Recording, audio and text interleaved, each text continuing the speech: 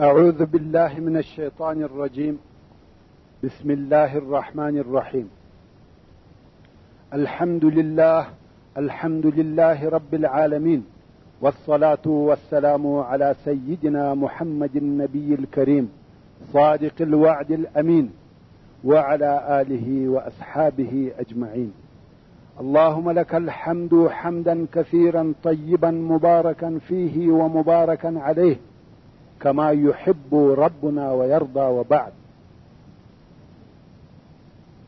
إلهي استاد نبي محمد رسول الله صلى الله عليه وآله وسلم اصحاب خوش لرم، او د هغو سره می صادقه او ژور محبت سته. الهي د هغه لوی بیرې په ورځ مې د دوی په محبت او شفاعت د بیرې او عذاب څخه خلاص کې. الهي تا ته معلومه ده چې د دوی سره زما محبت ستا او ستا د نبی محمد رسول الله صلی الله علیه و آله وسلم په خاطر دی. آمین یا ارحم الراحمین. محترم ورونو، څرنګه چې په سیرت النبی صلی الله علیه و آله وسلم کې د هغه پاک او مبارک ذات د ژوند په یو څه حصه دعوت، جهاد او رحلت خبر سو، دا می خوښه او بهتره وبلل چې د هغه مبارک رسول الله صلی الله علیه و آله وسلم د اصحابو سره هم وپیژنو او په جهاد، علم او تقوا خبر سو. نو اوس په دغه پته کې د رسول الله صلی الله علیه و آله وسلم د یو څو جلیل القدر اصحاب کرامو پیژندګلوي او د ژوند یو څه حالات او واقعات درته بیانوم. که ژوند باقی وو ان شاء الله تعالی دې سلسلې ته به نور هم دوام ورکم او دغه قسم فتې به نورې هم ثبت کم. خدا چې تر کومې اندازې به دا کار وکم، هغه په توفیق الهي پورې تعلق لري. وما توفیقی الا بالله. ورونو، د جاهلیت په زمانه کې یوه ښځه چې سعده بنت ثعلبه نومېدل، د خپل میړه د قبیلې څخه د خپل قوم او اقرباو د لیدلو دپاره د هغو قبیلې او کلي ته ورغله، چې دغه د دې قوم ته بني معنن ویل کېده. په دغه سفر کې د دغه ښځې سره د دې کوچنی زوی چې زید ابن حارثه نومېدی هم ورسره و. د دغه زید عمر تقریبا 8 کاله و. کم وخت چې سعده و خپل کلي ته ورسېده، په دغه وختو کې د دې پر قوم او قبیلې د بني القین د طرفه حمله وسوه او د دوی څخه مالونه یوړه، اوښان یې ځینې بوتله او بندیان یې ځینې ونیول. او دا خو درته معلومه ده چې د مخه تر اسلام د عربو په قبایلو کې د ځنګله قانون چلیدی چې هر زورور به کمزوره خوړی. د دوی ژوند په چور او چپاول وو. نو د بني القین قبیلې د بندیانو په جمله کې یو هم د سعده زوی زید ابن حارثه چې 8 کلن هلک وو ورسره بوتلی، او بیا یې دغه هلک د عکاظ و بازار ته د مرئی په شکل د خرڅلاو دپاره راوستی. د عکاظ بازار په 4 حرامو میاشتو کې چې شوال، ذوالقعده، ذوالحجه او محرم دي نږدې وطایب ته جوړېدی، چې هلته به ټول عرب سره راجمع کېدل. زید یې دلته د خرڅولو دپاره راوستی چې هلته د قریشو د اغنیاو او سردارانو یو نفر په 400 درهمه رانیو. دغه غنی او سردار حکیم ابن حزام ابن خویلد نومېدی، چې د ام المؤمنین حضرت خدیجه رضی الله تعالی عنها وراره. دغه حکیم ابن حزام یو څه نور مریان هم رانیول. نو د زید ابن حارثه او هغه نورو مریانو په ملګرتیا د عکاظ د بازار څخه بیرته و مکې مکرمې ته راغلی. د حکیم ابن حزام عمه خدیجه ابن خویلد چې د خپل وراره پر راتګ خبره سوه، نو د ده د لیدلو، حال پوښتلو او ښه راغلي دپاره د حکیم کور ته ورغله. پس له ملاقاته حکیم ورته وویل: یا عمه، ما په سوق العکاظ کې یو څو نفره مریان رانیولي دي، ته پکښې وګوره، هر یو چې دې خوښ وي هغه ستا دپاره هدیه او سوغات دی. حضرت خدیجه رضی الله تعالی عنها و مریانو ته وکتل او د هغو د جملې څخه زید ابن حارثه خوښ کړي، ځکه دې رضی الله تعالی عنها په زید کې د ذکاوت او هوښیارۍ علامې ولیدلې. او دغه زید یې د ځان سره خپل کور ته راوستی چې اوس نو 8 کلن زید د حضرت خدیجه رضی الله تعالی عنها مریی دی. لږ موده وروسته خدیجه بنت خویلد رضی الله تعالی عنها د حضرت محمد صلی الله علیه و آله وسلم سره واده وکړ چې په هغه وخت کې د جناب محمد صلی الله علیه و آله وسلم عمر 25 کاله و او په الهي رسالت نو اختیار شوی. خدیجه رضی الله تعالی عنها دا اراده وکړه چې خپل خاوند حضرت محمد صلی الله علیه و آله وسلم ته یو تحفه او هدیه ورکړي. نو یې په خپل دارایی کې تر دغه خپل پوه او هوښیار مریی زید ابن حارثه بل ښه شی نه ولیدی. نو خود دغه مریی په هدیه کې و حضرت محمد صلی الله علیه و آله وسلم ته ور وبخښل چې اوس نو دغه بختور زید ابن حارثه د ان حضرت محمد صلی الله علیه و آله وسلم مریی سو او د هغه په نبوي تربیه کې تربیه کیږي او د حضرت محمد صلی الله علیه و آله وسلم په خواږه صحبت او ملګرتیا کې ژوند کوي او د علیه الصلاة والسلام د شو اخلاقو په نعمتو کې متنعم دی. د زید ابن حارثه ژوند دلته په خوشحالي او راحت سره تیریږي، خو هلته د زید مور د زید په فراق کې غمجنه او په زړه زخمی ده. هیڅ وخت یې سترګې د اوښکو څخه نه وچېدې او د زخمی زړه لمبې یې نه ارامېدې. هیڅ وخت یې بې درد او غمه نه تېرېدی او دې به بیا یو بل غم پر غمو ورزیاتاوه چې دا نه پوهېده چې آیا زید مړ دی که ژوندی. ویل که ژوندی وي پسې ګرځم به، شپې او ورځې به په انتظار تېروم، او که مړ وي امید به ځینې قطع کم چې بیا نه راځي. مګر دې بیچاره مور ته د هغه د ژوند او مرګ حال هم نه و معلوم. نو خود د اضطراب، پریشانی او بیلتون په اور کې کړی ده. نه خوب و نه خوراک، نه آرام و نه خوشحالي، فقط غم و او جدایی. مګر د زید پلار حارثه په بیتابه او بېقراره زړه شاوخوا په زید پسې ګرځېدی. د هرې قافلې او هر مسافر څخه د زید د حال پوښتنې کولې. د ده آه او فریاد دغه غمجن شعر جوړ کړی و چې همیشه به د ځان سره زمزمه کاوه.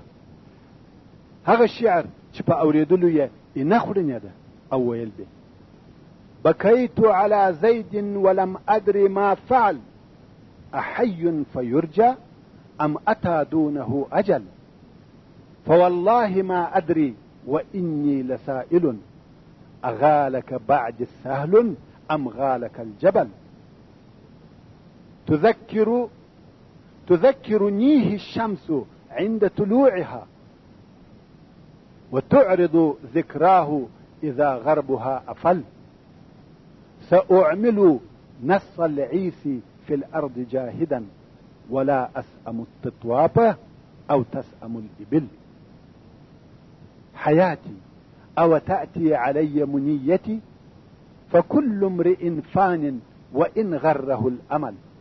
ورون بیتونه د سوز او غم دي، خو که په پښتو ترجمه کم هغه خپل خوند د لاسه ورکوي. نو به د بیتو تر ترجمه تیر سو او خپل قصې ته به دوام ورکو. د زید د پلار حارثه دغه کار دی چې د شپې او ورځې په خپل زوی زید پسې ګرځي، تر څو یو کال د حج په موسم کې د زید د قبیلې څخه یو څو نفره د حج د ادا کولو دپاره مکې مکرمې ته راغله. دلته یې پر کعبه شریفه طواف کاوه چې نابو بره پر زید سترګې وموښتې او مخ په مخ سره ودرېدل. هغو زید وپېژندی او زید هغه وپېژندل. یو د بل سره د حال پوښتنه وکړه، په حال سره خبر سوه. خیر، هغو چې د حج مناسک خلاص کړه او بیرته خپلې قبیلې او وطن ته ولاړه، هلته د زید پلار حارثه په دغه حال خبر کړي چې څه لیدلي او اورېدلي وه، هغه یې ورته بیان کړه. حارثه ډېر ژر د سفر دپاره بوده او ضروریات آماده کړ. دونه مال او پیسې ورسره راواخیستې چې خپل د سترګو د نور او زړه د ټوټې زید په فدیه او بدل کې ورکړي. او هغه د مریتوب څخه خلاص کړي. حارثه خپل ورور کعب هم په دې سفر کې د ځان ملګری کړي. په ډېر تلوار او چابکي مخ پر مکه مکرمه رهي سوه. کم وخت چې مکې مکرمې ته ورسېدل، ډېر ژر یې حضرت محمد صلی الله علیه و آله وسلم پیدا کړي او د هغه سره د ملاقات لپاره کښېنسته. حارثه ورته وویل: یا ابن عبدالمطلب، تاسې د الله عز وجل همسایګان یاست. د خوار او ضعیفه سره کومک کوئ، وږو ته ډوډۍ ورکوئ، د کومک غوښتونکي مرسته کوئ.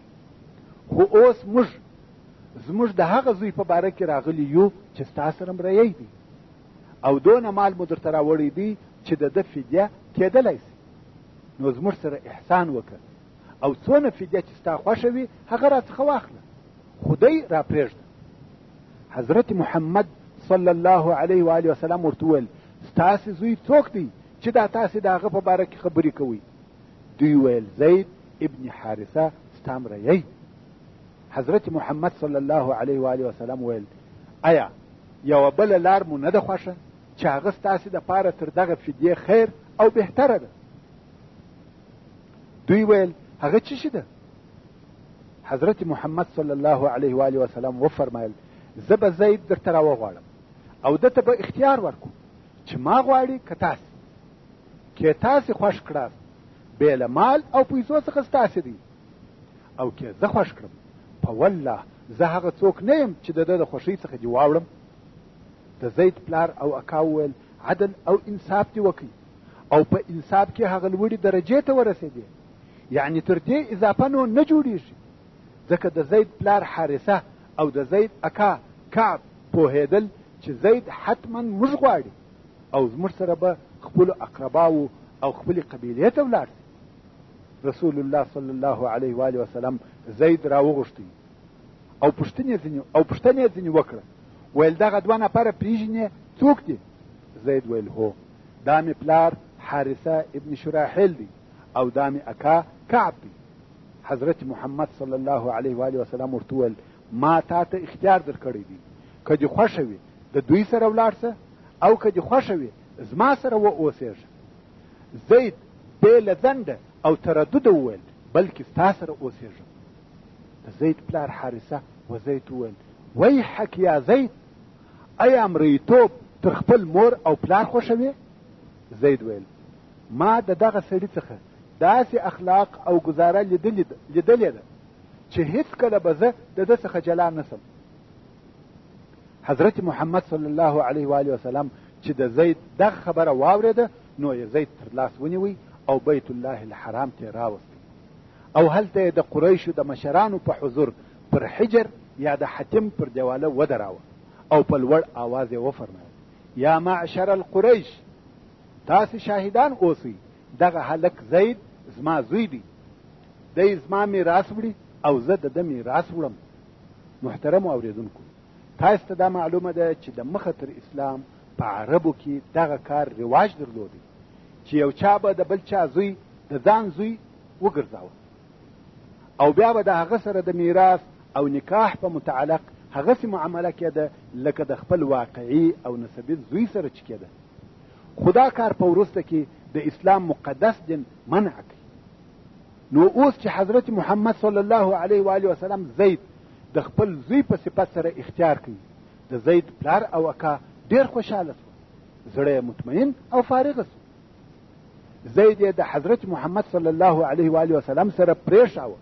دوی په خوشحاله او فارغه زړه بیرته د خپلې قبیلې پر طرف رهي سوه او د دغې ورځې څخه و زید ابن حارثه ته زید ابن محمد ویل کېده او تر هغه وخته په دغه نامه ورته ویل کېده چې حضرت محمد صلی الله علیه و آله وسلم په نبوت سره مبعوث کړه سو او بیا اسلام دغه د بل چا زوی د ځان زوی ګرځول چې په عربي کې تبني ورته وایي باطل کړ.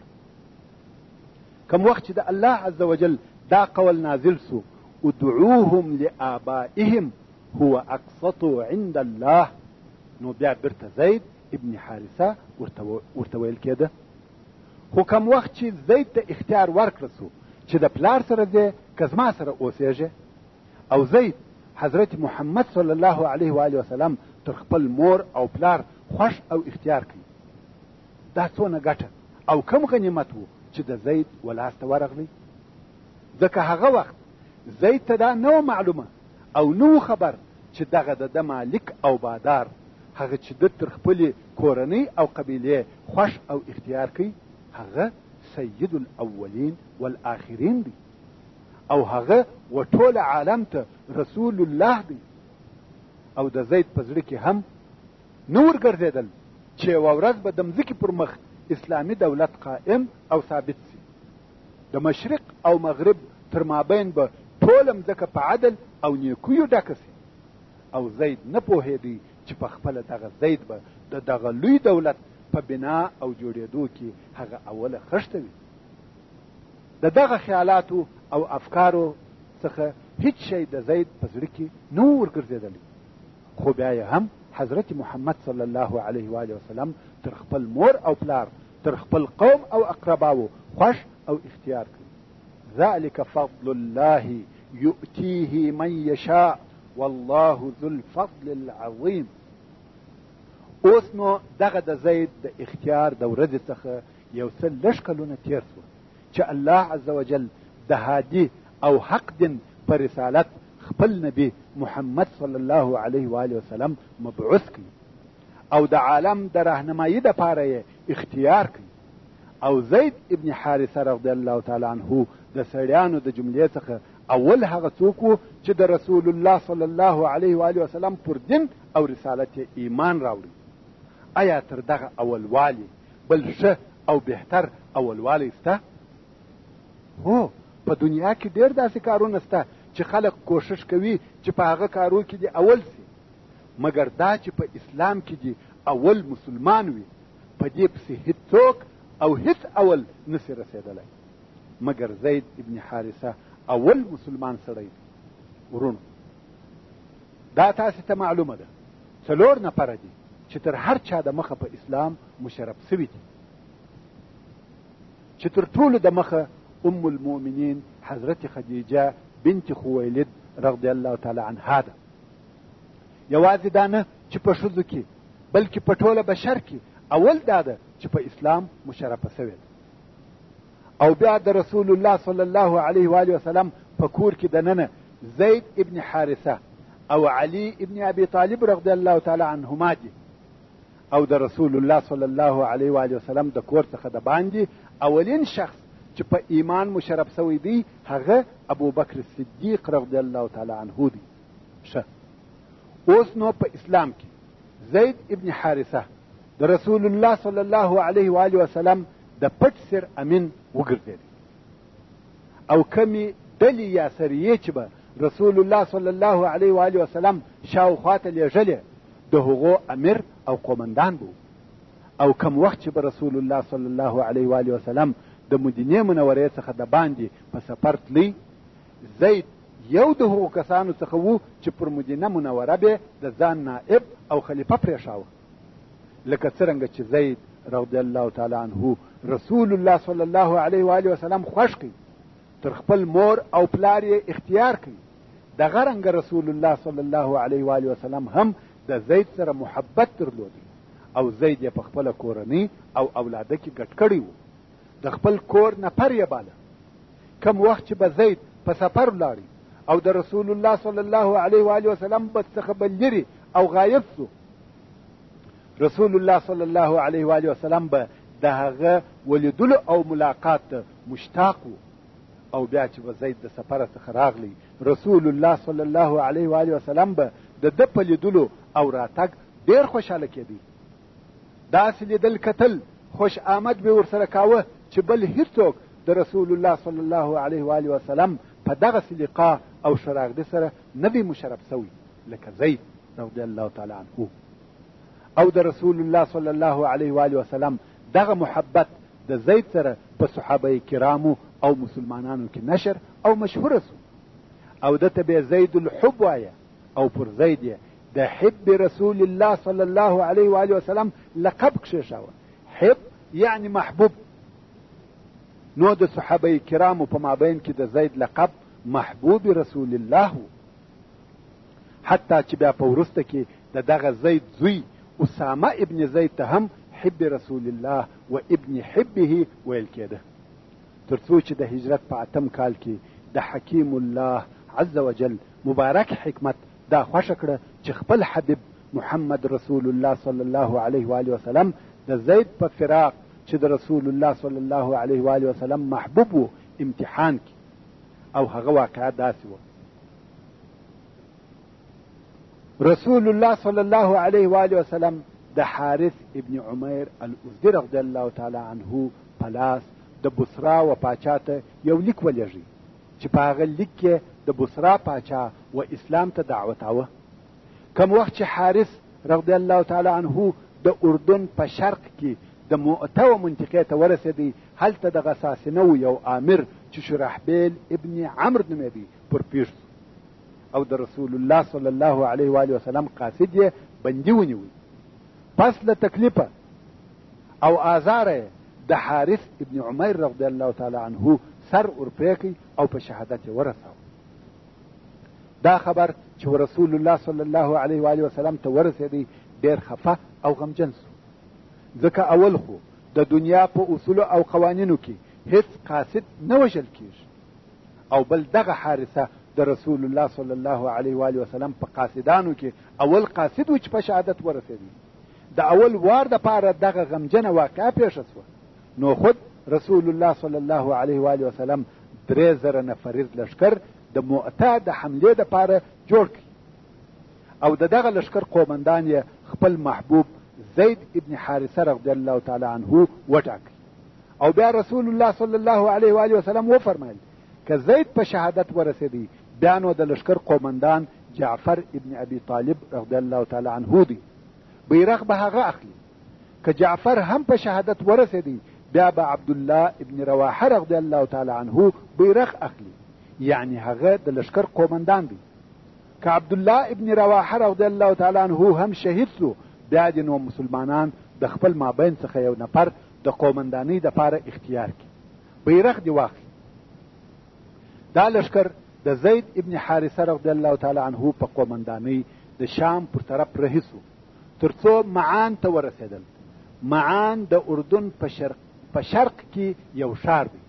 غسان او رومیانو ته چې د مسلمانانو د لشکر خبر ورسېدی نو هرقل د روم پاچا د 100,000 جنگي عسکرو سره د غساسنه د ساتنې او دفاع د پاره حرکت راوکړ، او 100,000 نفر نور هم د عربو د مشرکانو او نصاراو څخه ورسره یو ځای سول، چې اوس نو د روم 2,00,000 نفریز لشکر د مسلمانانو د 3000 نفریز لشکر د ځای څخه لږ لرې واړو.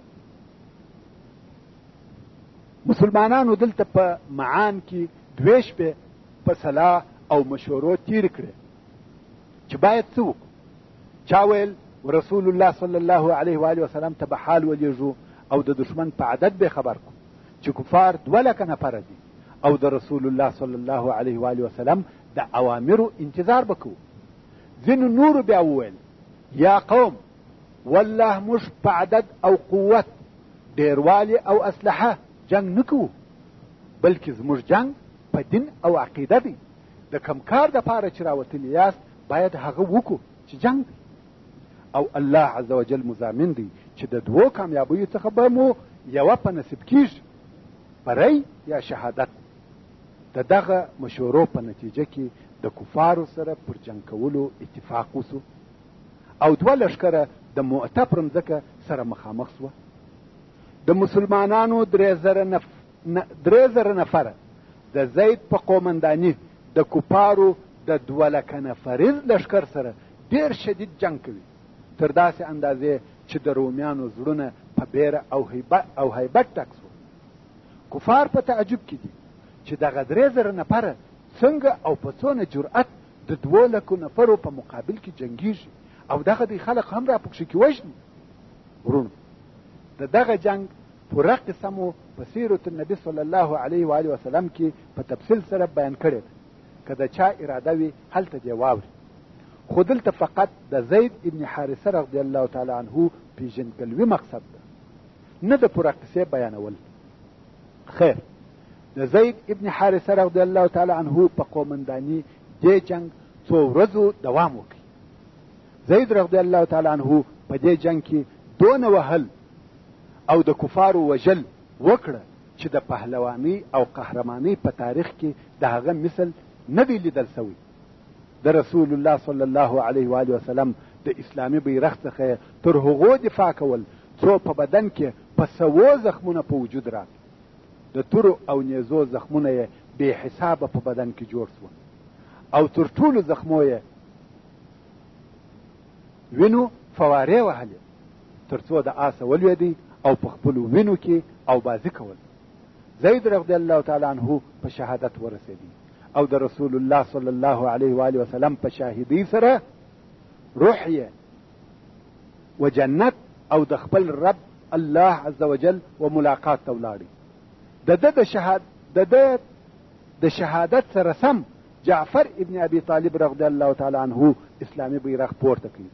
تر هغو یې کفار وجل او د بیرغ څخه دفاع کول تر څو دواړه لاسونه د کفارو د تورو په واسطه پرې سوه او بیا د خپل ملګري زید ابن حارثه رضی الله تعالی عنه پر لار په شهادت ورسېدی.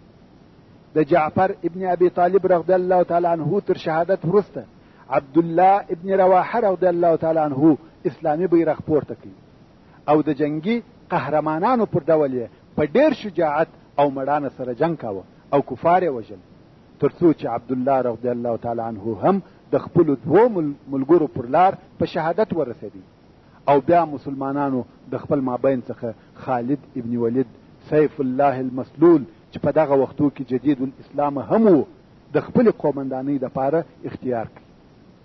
خالد ابن ولید رضی الله تعالی عنه په ډېر حکیمانه او شجاعانه ډول اسلامي لشکر د دغه خطرناک موقف څخه خلاص کړ. رسول الله صلی الله علیه و آله وسلم ته چې د مؤته د جنگ حالات د وحی په واسطه رسېدل او د دغو درو جنگي قهرمانانو او قومندانانو په شهادت خبر سو د دوی په وفات ډېر زیات غمجن سو. داسې غمجن چې هیڅ وخت به داسې حالت نه وي ورته پېښ سوی او بیا نو د تعزیې او فاتحې دپاره د دوی کورو ته ورغلی. کوم وخت چې د زید ابن حارثه رضی الله تعالی عنه کور ته ورغلی د زید رضی الله تعالی عنه کوچنی لور په داسې حال کې رسول الله صلی الله علیه و آله وسلم ته راغله چې ژړل او رسول الله صلی الله علیه و آله وسلم هم ورسره ژړل. داسې ژړا چې آواز یې پورته و او سګلۍ ځینې وهل کېدې. سعد ابن عباده رضی الله تعالی عنه چې د رسول الله صلی الله علیه و آله وسلم سره ملګری و او د رسول الله صلی الله علیه و آله وسلم ژړا یې په لوړ آواز واورېده نو ویل ما هذا یا رسول الله، دا څه او څنګه ژړا ده یا رسول الله؟ رسول الله صلی الله علیه و آله وسلم وفرمایل هذا بکاء الحبیب علی حبیبه، دا د حبیب ژړا ده پر خپل محبوب. والصلاة والسلام على خير خلقه محمد وآله وأصحابه أجمعين. محترم ورونو، دا د زید ابن حارثه رضی الله تعالی عنه د ژوند مختصره پیژندګلوي او د هغه د ژوند یوه کوچنۍ واقعه مو بیان کړه. ورونو، څرنګه چې دغه فتې د عامو مسلمانانو د خیر او مصلحت دپاره ثبتېږي، نو هر مفید او ګټور شی چې په مخه راسي او په دغو فتو کې د ځایېدو امکان ولري زه بیانوم، خاصتا چې هغه مضامین کوچني او کوتاه هم وي.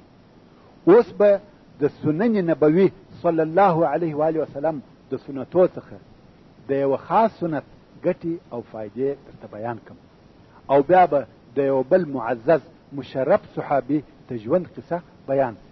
ورونو، که زه د سنن نبوي صلی الله علیه و آله وسلم په سنتو کې د مسواک د فوائدو پوښتنه درڅخه وکړم چې مسواک څه فایده لري، په جواب کې به څه راته ووایې؟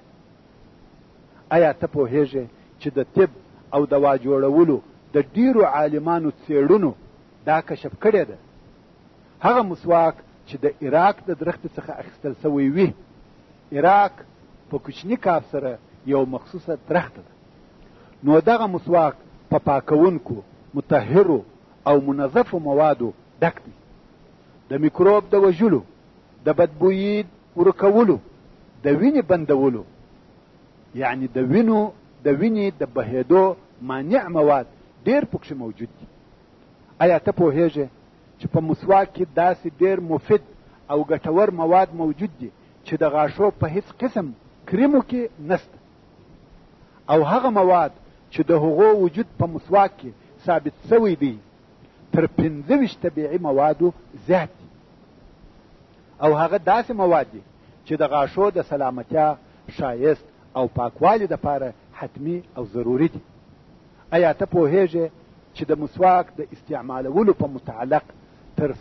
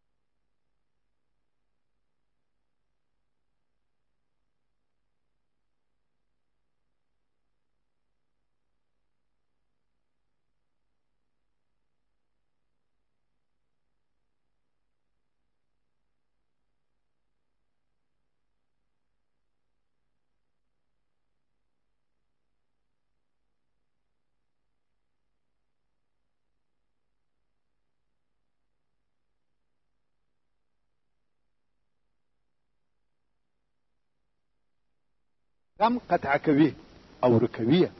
څلرم سترګې روښانه کوي. پنځم د غاښو د بیخو ژړوالی استکوي او پاکوي. شپږم معده اصلاح کوي. اووم آواز صافوي. اتم د خوړو هضمول اسانوي. نهم د حروفو او خبرو مخارج صافوي. لسم د قرآن مجید د تلاوت، ذکر او لمانځه دپاره انسان آماده کوي. یولسم خوب شړي. دولسم ملایکې خوښ لري. دیارلسم نیکۍ زیاتوي. دغه ټوله فواید د طب النبوي صلی الله علیه و آله وسلم د کتاب څخه رانقل شوي دي. او د مسواک هغه فایدې چې د نن ورځې طب نوي کشف کړي دي وایي: اول، څرنګه چې په مسواک کې فلوراید موجود دی، نو د کوچنیانو د غاښو د ساتنې دپاره بهترین علاج دی. دوهم، څرنګه چې په مسواک کې د کلور ماده موجوده ده، نو د غاښو څخه توروالی او تور داغونه ایسته کوي. دریم، څرنګه چې په مسواک کې د سلکا مواد موجود دي، نو غاښونه سپینوي. څلرم، بیا هم په مسواک کې د کبریت، ګوګړ او قلوانیه مواد موجود دي، نو خود د بکتریا څخه غاښونه ساتي. بکتریا هغه مرض دی چې د غاښو د چنجانو د خوړلو سبب ګرځي، نو مسواک غاښونه د چنجي خوړلو څخه ساتي. پنځم، او په مسواک کې ترایمسلامین او ویټامین سی موجود دي چې د اورۍ د زخمو او چاودو د جوړولو دپاره ډېر مفید دي. شپږم، د مسواک استعمالول د اورۍ د سالمې نمو او ساتنې دپاره ډېر مفید دي. اووم، د مسواک استعمالول د سګریټ او نسوارو پرېښولو دپاره بهترینه او مؤثره وسیله ده. چې دغه ټوله ذکر شوي فایدې 20 فایدې سوې. اوس نو چې مسواک دونه فایدې لري، نو د مسواک استعمالول په کومو وختو کې ښه، مستحب او ګټور دي؟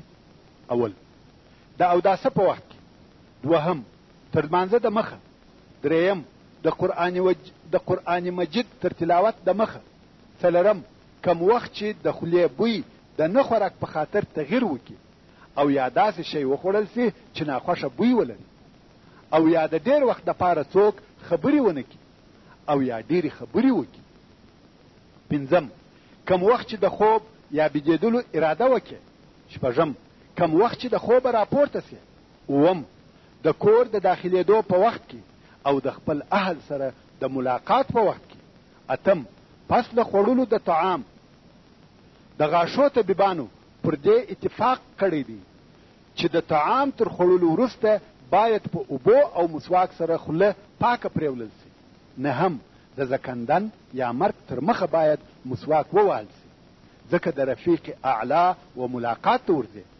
خو څرنګه چې دا حالت و چاته نور معلومیږي نو په مریضي کې باید همیشه مسواک استعمال سي.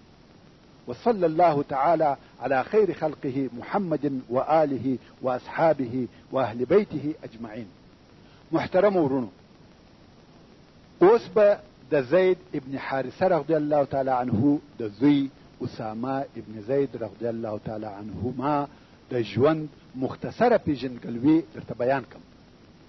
ورونو، 2 کاله د مخه تر هجرت، هغه وخت چې رسول الله صلی الله علیه و آله وسلم او د اصحاب کرام په مکه مکرمه کې د قریشو د آزار او تکالیفو څخه ډېر په زحمت و او رسول الله صلی الله علیه و آله وسلم د دعوت دروند مسئولیت پر غاړه درلود او د علیه السلام پرله پسې ژوند د غمو او دردو په زنځیرانو تړل سوی و. په دغه وختو کې د جناب رسول الله صلی الله علیه و آله وسلم په ژوند کې یوه د خوشحالۍ دربچه راخلاصه سوه. هغه دا چې رسول الله صلی الله علیه و آله وسلم د خپل لږ شمېر اصحاب کرامو سره ناست و چې یو زیری کوونکی راغلی او پر رسول الله صلی الله علیه و آله وسلم یې دا زیری وکړي چې د ایمن زوی پیدا سو. د دې زیری په اورېدلو د رسول الله صلی الله علیه و آله وسلم مبارک تندی په خوشحالي سره وغوړېدی او مخ مبارک روښانه سو. اوس نو دغه بختور کوچنی به څوک وي چې رسول الله صلی الله علیه و آله وسلم ته د درد او غم په وختو کې دا ټوله خوشحالي راوړه. دا کوچنی اسامه ابن زید رضی الله تعالی عنهما و.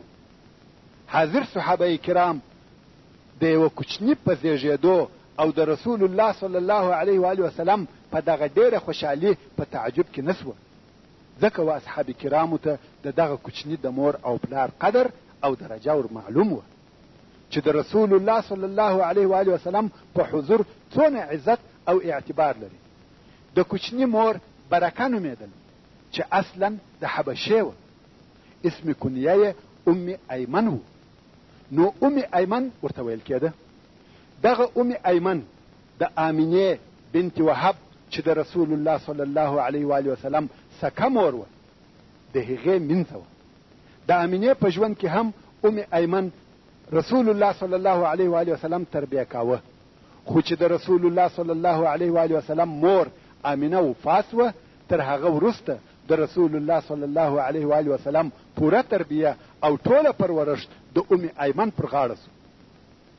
نو رسول الله صلی الله علیه و آله وسلم په خپل ژوند کې بله مور نه پیژندل بې له ایمن څخه ځکه په دنیوي ژوند کې یې سترګې پر دې خلاصې سوي وې.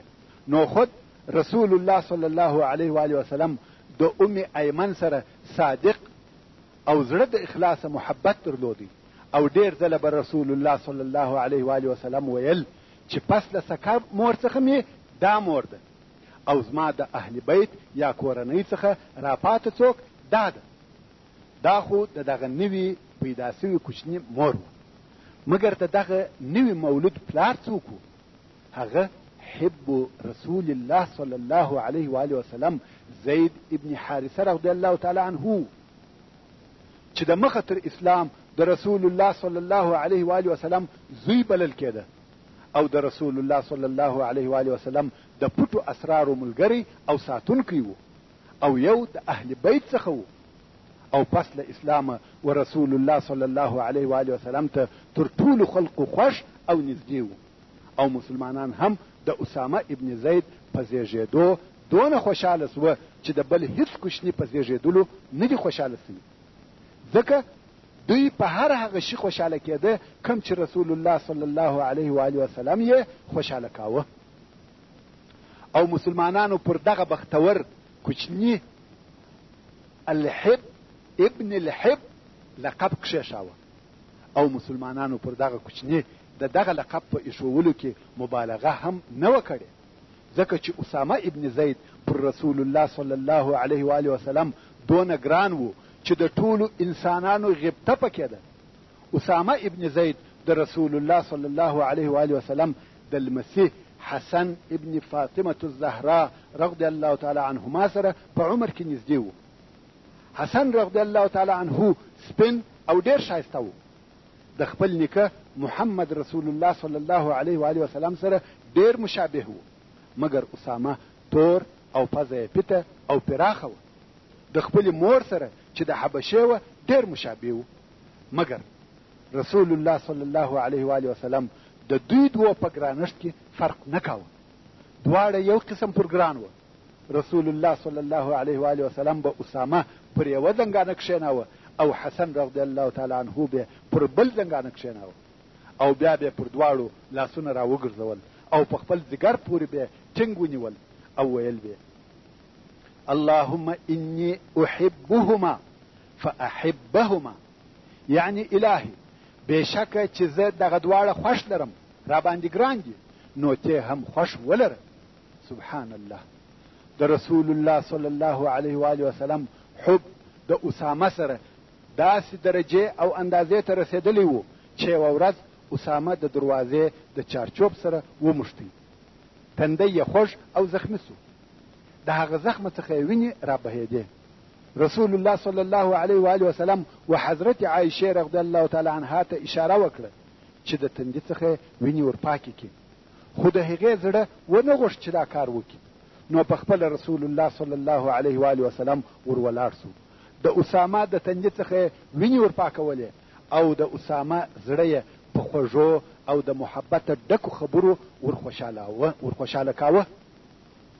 لکه موږ چې وایو کوچني ته وایو الله میږی دې مړ کړي، خوښ سوې پروا نه کوي، جوړېږې پلمېټ به در رانیسم. د داسې قسم څخه خبرې د هغه وخت په اصطلاح سره مطابق، لکه څرنګه چې اسامه رضی الله تعالی عنه په کوچنیوالي پر رسول الله صلی الله علیه و آله وسلم ګران و، دغه رنګه په ځواني کې هم پر ګران و او خوښ یې درلودی. حکیم ابن حزام چې د قریشو د اشرافو څخه و، یوه ګران قیمته ګیڼه چې په یمن کې د سرو زرو په 50 دینارو رانیولې وه، چې دغه ګیڼه اصلا د یمن د پخواني پاچا ذیزن وه. نو حکیم دغه ګیڼه و رسول الله صلی الله علیه و آله وسلم ته په هدیه کې ورکړه، خو رسول الله صلی الله علیه و آله وسلم دا د ده هدیه نه کړه قبوله، ځکه حکیم په هغه وخت کې مشرک و. نو یې په قیمت ځینې واخیستل او رسول الله صلی الله علیه و آله وسلم د جمعې په ورځ فقط یو وار واغوستل او بیا یې دغه ګیڼه په اسامه ابن زید رضی الله تعالی عنهما واغوستل و هغه ته یې ورکړه. اسامه به دغه ګیڼه اغوستې وه او د خپلو همزولو ځوانانو سره به ګرځېدی. دا کم فخر او شرف دی د رسول الله صلی الله علیه و آله وسلم ګیڼه اسامه اغوستې د مهاجرینو او انصارو د ځوانانو سره ګرځي. اسامه چې کرار د ځوانۍ او سړیانو سن ته رسېدی، ښه اخلاق او اوصاف یې ښکاره کېده چې دی بیا نور هم د رسول الله صلی الله علیه و آله وسلم د حب او محبت وړ او لایق وګرځاوه. اسامه زیرک، پوه او ډېر هوښیار و، تر اندازې زیات دلاوره او شجاع و، حکیم او دانا و. هر خبره او هر کار یې پر خپل ځای کاوه. پاک او عفیف و، د کښتو او بېباکه کارو څخه یې ځان ساته. الفتي او محبتي و، متقي او پرهیزګاره و. د دغه خپلو اعمالو په خاطر د خلقو ښه ځینې راتله او پر ګران و. د احد د غذا په ورځ اسامه ابن زید رضی الله تعالی عنهما د یو څو نورو اصحاب کرامو د زامنو سره چې ټوله کم سنه هلکان وه و رسول الله صلی الله علیه و آله وسلم ته راغله، اجازه غواړي چې په فی سبیل الله جهاد کې اشتراک او ګډون وکړي. رسول الله صلی الله علیه و آله وسلم د دوی څخه ځینې هلکان قبول کړه، خو ځینو ته د لږ عمر په خاطر اجازه ور نه کړه چې په جنگ او جهاد کې برخه واخلي. اسامه رضی الله تعالی عنه د هغه هلکانو په جمله کې وو چې د کوچنیوالي په خاطر اجازه ور نه کړه سوه. نو اسامه ابن زید په داسې حال کې بیرته مدینې منورې ته رهي سو چې تر 2 کوچنیو سترګو یې اوښکې بهېدې او په دې ډېر غمجن و چې د رسول الله صلی الله علیه و آله وسلم تر بیرغ لاندې د جهاد برکت او فضیلت نسو په نصیب. دغه رنګه د خندق په غزا کې اسامه رضی الله تعالی عنه د صحابه کرامو د څو هلکانو سره راغلی او قامت یې د لوړې وخواته کشاوه، یعنی جګ جګ کېدی د پاره د دې چې رسول الله صلی الله علیه و آله وسلم د جهاد کولو اجازه ورکړي.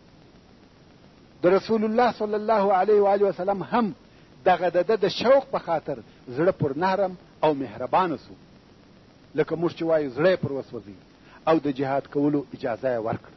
نو اسامه ابن زید رضی الله تعالی عنه چې اوس 15 کلن هلک دی د فی سبیل الله جهاد دپاره توره واخیسته او د اوس څخه د ده دپاره د جهاد لار خلاصه سوه. او د حنین په ورځ چې د جنگ په شروع کې مسلمانانو شکست وخوړی، اسامه ابن زید رضی الله تعالی عنه حضرت عباس ابن عبدالمطلب چې د رسول الله صلی الله علیه و آله وسلم اکاو، ابو سفیان ابن الحارث چې د رسول الله صلی الله علیه و آله وسلم د اکا زوی و، او 6 نور د مکرمو اصحاب کرامو څخه د رسول الله صلی الله علیه و آله وسلم سره په میدان جنگ کې ثابت او قائم پاتې سو. او رسول الله صلی الله علیه و آله وسلم وکولای سوای چې په دغه کوچنی مؤمنه او قهرمانه ډله د الله عز وجل په اراده هغه شکست و بری نصر او کامیابی ته واړه، او هغه تښتېدلي مسلمانان د دې څخه وساتي چې مشرکان دې تعقیب مړه او بندیان کړي. چې دغه د حنین د غزا قصه مې هم په سیرت النبي صلی الله علیه و آله وسلم کې په مفصل ډول سره بیان کړی.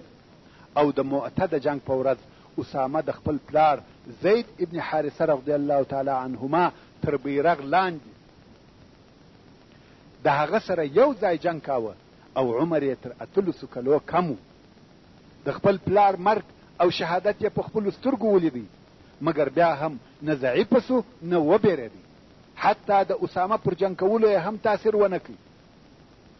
په هغه همت او شجاعت یې د جعفر ابن ابي طالب رضی الله تعالی عنه سره یو ځای د هغه تر بیرغ لاندې جنگ کاوه، خو هغه هم د ده په حضور او د ده و مخته په شهادت ورسېدی. بیا یې د عبدالله ابن رواحه رضی الله تعالی عنه تر بیرغ لاندې جنگ او جهاد ته دوام ورکړي، تر څو چې هغه هم د خپلو 2 ملګرو پر قسم په شهادت ورسېدی. او بیا یې د خالد ابن ولید رضی الله تعالی عنه تر بیرغ لاندې جنگ او جهاد کاوه، تر څو چې خالد رضی الله تعالی عنه په خپل جنگي قدرت او ابتکار دغه اسلامي کوچنی لشکر د روم د منګولو څخه خلاص کړي. او بیا اسامه ابن زید د اسلامي لشکر په ملګرتیا په داسې حال کې مدینې منورې ته راغلی چې د پلار د شهادت اجر او ثواب یې د الله عز وجل څخه غوښتی، او د هغه پاک جسد یې د شام پر حدودو پرې ایښی او خاورو ته سپارلی و.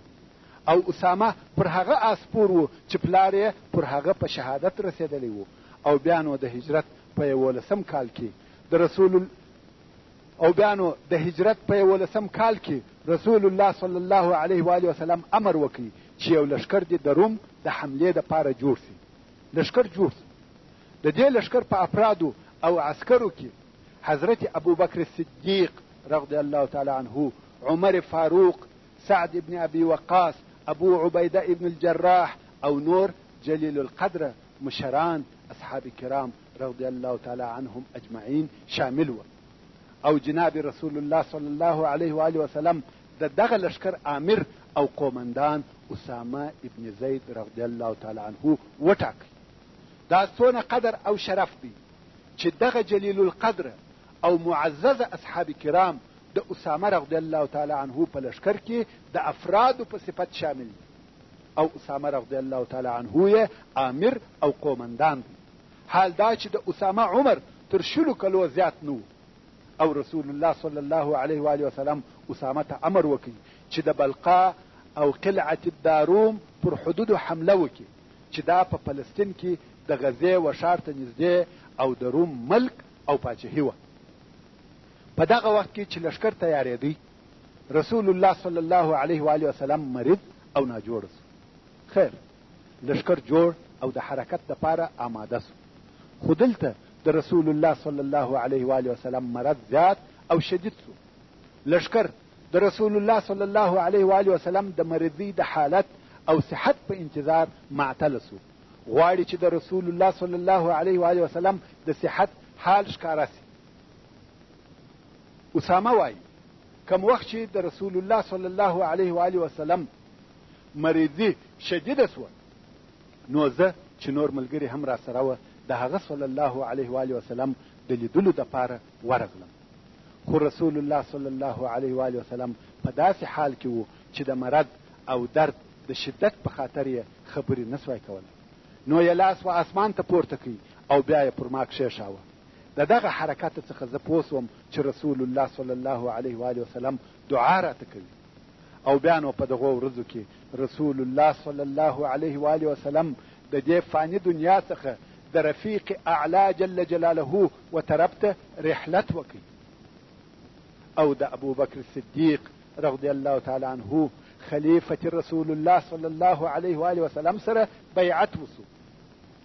ابوبکر صدیق رضی الله تعالی عنه امر وکړي چې اسامه دې د خپل لښکر سره خپل وظیفه سرته ورسوي، مګر د انصارو یوې ډلې دا بهتره وبلل چې اوس په دغه موجوده حالت کې دي دا لښکر پاتې شي، یو څه انتظار دې وکړي. او انصارو د حضرت عمر رضی الله تعالی عنه څخه دا غوښتنه وکړه چې ته په دغه موضوع کې د ابوبکر صدیق رضی الله تعالی عنه سره خبرې وکړه. او انصارو و حضرت عمر رضی الله تعالی عنه ته دا هم وویل که ابوبکر صدیق رضی الله تعالی عنه د لښکر ځنډول نه کړه قبول او ویل یا خامخا دې ولاړ سي، نو زموږ د طرفه ورته ووایه چې پر موږ داسې امیر او قومندان مقرره که چې تر اسامه په عمر زیات وي. کوم وخت چې ابوبکر صدیق رضی الله تعالی عنه د عمر فاروق رضی الله تعالی عنه څخه د انصارو غوښتنه او خبرې واورېدې، اول خو ناست، خو د خبرو په اورېدو یو دم راولاړ سو او د عمر رضی الله تعالی عنه ژره یې ونیول. په قهر او غضب یې ورته وویل ثکلتک امک وعدمتک یا ابن الخطاب. دغه الفاظ په فصیح عربي کې د قهر او غضب الفاظ چې معنا یې داسې ده د مور څخه ورک سې یا ابن الخطاب. رسول الله صلی الله علیه و آله وسلم مقرره کړی دی او ته ما امر کوې چې ایسته کم، په والله دا کار به ونسي. کوم وخت چې حضرت عمر رضی الله تعالی عنه بیرته و خلقو ته راغلی، هغو پوښتنه ځینې وکړه چې څه دې وکړه. عمر رضی الله تعالی عنه وویل امضوا ثکلتکم امهاتکم، ځئ خپل سفر مو پوره کړئ، ستاسې په خاطر خلیفة رسول الله هغه راته وویل چې راته ویلي یې، لکه موږ چې وایو ستاسې په خاطر یې سپک سپاند کړم. کوم وخت چې اسلامي لښکر د ځوان قومندان اسامه ابن زید رضی الله تعالی عنه په قومنداني حرکت وکړي، نو د رسول الله صلی الله علیه و آله وسلم خلیفه حضرت ابوبکر صدیق رضی الله تعالی عنه د هغو د خدای پامانۍ دپاره پیاده ورسره رهي و او اسامه رضی الله تعالی عنه پر آس پور و. اسامه ورته ویل یا خلیفة رسول الله، په والله یا به ته سپرېږې او یا به زه د آس څخه تاکېږم، یعنې دا نه ده مناسبه چې ته پیاده او زه پر آس پور یم. مګر ابوبکر صدیق رضی الله تعالی عنه ورته وویل په والله نه به ته تاسې او نه به زه سپور سم، څه کېږي چې د یو ساعت دپاره فی سبیل الله پښې سپېرې کړم. او بیا یې و اسامه رضی الله تعالی عنه ته وویل ستا دین، ستا امانت او ستا د عمل خاتمه و الله ته سپارم، او دا وصیت درته کوم چې په هر هغه شي چې رسول الله صلی الله علیه و آله وسلم امر کړی یې هغه به عملي کوې. او بیا حضرت ابوبکر صدیق رضی الله تعالی عنه مخ ور واړاوه، ویل که دې خوښه وي چې په اداري چارو کې عمر زما کومک وکړي نو هغه ته د پاتې کېدو اجازه ورکړه. بیا نو اسامه رضی الله تعالی عنه و حضرت عمر فاروق ته اجازه ورکړه چې پاتې شي. اسامه ابن زید د خپل لښکره سره د شام پر طرف رهي سو او په هر هغه شي چې رسول الله صلی الله علیه و آله وسلم امر کړی و هغه یې ټوله په ښه ډول عملی او پرځای کړه. د مسلمانانو اسانو د بلقا او قلعه الداروم ځکه چې په فلسطین کې ده تر پښو لاندې کړه، او هغه د رومیانو هیبت او دبدبه چې د مسلمانانو په زړو کې وه هغه د مسلمانانو د زړو څخه ویستل، او په دغه تک او حمله سره د شام، مصر، شمالي افریقا حتی تر محیط اطلسي پورې د فتح لار خلاصه کړه. او بیا نو اسامه د خپل لښکر سره بیرته مدینې منورې ته فاتح او کامیاب راوګرځېدی. په داسې حال کې مدینې منورې ته راغلی چې پر هغه اسپور و کم چې پر هغه پلار زید ابن حارثه رضی الله تعالی عنه په شهادت رسېدلی و، او دونه غنیمتونه یې ورسره راوړه چې د اندازه کوونکو تر اندازې زیات وه. حتی داسې ویل کېږي چې د اسامه ابن زید تر لښکر بل سالم او غانم لښکر نه دی لیدل سوی. تر کومه وخت چې اسامه رضی الله تعالی عنه ژوندی و مسلمانانو یې عزت کاوه او محبت یې ورسره درلودی. د مسلمانانو دغه عزت او محبت یو خو د رسول الله صلی الله علیه و آله وسلم سره وفا او بل د اسامه د شخصیت قدردانی وه. حضرت عمر رضی الله تعالی عنه په خپل خلافت کې و ټولو مسلمانانو ته تنخوا مقرره کړه، نو یې اسامه رضی الله تعالی عنه ته تر عبدالله ابن عمر زیاته تنخوا کښېښول. عبدالله ابن عمر رضی الله تعالی عنهما خپل پلار ته وویل: ای پلاره، و اسامه ته دې 4 زره تنخوا کښېښول او ما ته دې 3 زره. حال دا چې د اسامه پلار تر تا زیات فضیلت نه درلودی او نه اسامه تر ما زیات فضیلت لري. عمر فاروق رضی الله تعالی عنه ورته وویل: هیهات، ډېر لرې ولاړې. د اسامه پلار و رسول الله صلی الله علیه و آله وسلم ته ستا تر پلار ډېر ګران و، او اسامه و رسول الله صلی الله علیه و آله وسلم ته تر تا ډېر خوښ و. نو عبدالله ابن عمر رضی الله تعالی عنهما هم په هغه خپله تنخوا راضي سو. د حضرت عمر رضی الله تعالی عنه په خلافت کې هر وخت چې به عمر رضی الله تعالی عنه د اسامه سره مخامخ سو، عمر رضی الله تعالی عنه به ورته ویل: مرحبا بامیری، خپل امیر ته ښه راغلی وایه. او که به عمر رضی الله تعالی عنه ولیده چې په حاضرینو کې یو څوک د دغه خبرې څخه په تعجب کې سو، نو بیا به هغه ته وویل: تعجب مه کوه، رسول الله صلی الله علیه و آله وسلم دی پر ما امیر مقرره کړي. الله عز وجل دې پر دغه پاکو او عظیمو نفسو ورحمیږي. په ټول تاریخ کې د رسول الله صلی الله علیه و آله وسلم تر اصحابو اکمل او اعظم، نجیب او افضل خلق نه چاته معلوم دي او نه وجود لري. والحمد لله رب العالمين، والصلاة والسلام على خير خلقه سيدنا وحبيبنا محمد وآله وأصحابه أجمعين برحمتك يا أرحم الراحمين. محترم ورونو، څرنګه چې په پته کې لږ ځای پاته دی او د دې گنجایش نه لري چې د یو بل معزز او مشرف صحابي دي پوره پیژندګلوي پکښې بیان سي، نو به په پاته وخت کې زه و تاسې ته د یو ډېر ګټور او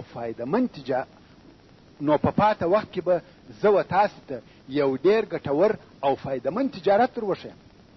دا داسې تجارت دی چې تاوان خو هیڅ نه کوي، د تاوان خو یې هیڅ امکان نسته، او ګټه یې حتمی او ضروري ده. او دغه تجارت وخت هم نه غواړي، فقط په یوه دقیقه کې ډېره ګټه کولی سي، او دا تجارت د الله عز وجل سره دی. او دغه بحث عنوان به داسې کښېږدو: په یوه دقیقه کې ګټور تجارتونه. مومنه وروره، تا ته دې دا معلومه وي چې دغه تجارت ستا څخه هیڅ مصرف نه غواړي. دغه تجارتي او ګټور کارونه نه اودس در څخه غواړي، نه ستړیا، نه کوښښ در څخه غواړي، نه تکلیف، بلکې که ته پر پښو روان یې، که په موټر کې، که ولاړ یې او که ناست، دا تجارت کولی سي. او دغه ګټور تجارت په لاندې ډول سره کېدلی سي: اول، ته کولی سې چې په یوه دقیقه کې 5 واره سورة الفاتحه یا د الحمدلله سورت 5 واره ووایه او تر 7000 زیاتې نیکۍ وګټې. دوهم، ته کولی سې چې په یوه دقیقه کې 15 واره سورة الاخلاص ووایه چې دغه ویل دی په ثواب کې د قرآن مجید د 15 واره ختمولو سره برابر دی. دریم، ته کولی سې چې په یوه دقیقه کې لا اله الا الله وحده لا شریک له له الملك وله الحمد وهو على كل شيء قدير 100 واره ووایه او ثواب یې دونه دی لکه د اسماعیل علیه السلام د اولادې څخه چې 8 ریان آزاد کړي. څلورم، ته کولی سې چې په یوه دقیقه کې سبحان الله وبحمده 100 واره ووایه او که چا دغه سبحان الله وبحمده په یوه ورځ کې 100 واره وویل د هغې ورځې ټول ګناهونه وربخښل کیږي که څه هم دا ګناهونه یې دونه وي لکه د دریاب ځګ.